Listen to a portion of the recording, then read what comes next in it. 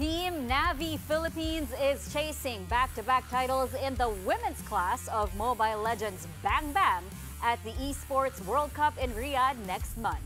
A look into the preparation in this exclusive report from mobile journalist Amy Atienza.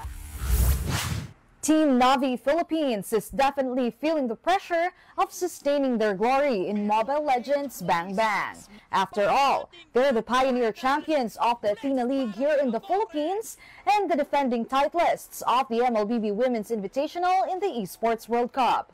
In a 1PH exclusive, team members said they're hungry for another title in the world stage. They have the opportunity to do so in this year's edition of the Esports World Cup in Riyadh, Saudi Arabia. Siguro pressure din po at the same time kasi kailangan namin i-defend yung title namin at tapos marami pong expectation yung mga tao sa amin, lalo na po kami po yung nag-champion last EWC. Despite the pressure, Team Navy continues to not only improve their mechanical skills, but also solidify their chemistry. Siguro yung team bondings lang talaga. Mas naging nakilala nila kung sino sila at the same time, yung mga ugali. Besides playing MLBB, the team also bonds over their common interests. They even showed us some of their talents. Pero nabanggit din, Coach, may bonding din kayo. So, bukod sa pag-gym, ano pa bang parang common interests nyo as a team? Billiards.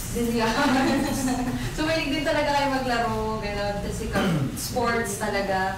Ano, parang movies, di kayo nanood? Movies din. Movies. Favorite nyo? Yung Braid Week. She's my amiga. With championship experience and strong team bond, Navy head coach Salman Macarambon is confident that the team will once again prevail in the esports worlds. Depende na lang kung paano i-execute ng team yung mangyayari pag nag-start yung competition talaga. So, max, super confident yung team. Yun lang masasabi. Puso at galing, yan ang lakas ng Pinas. And that is definitely what Team Navy Philippines will bring to the table as they rise to the top in the Esports World Cup this July. Mobile journalist Amy Atienza, we are One News.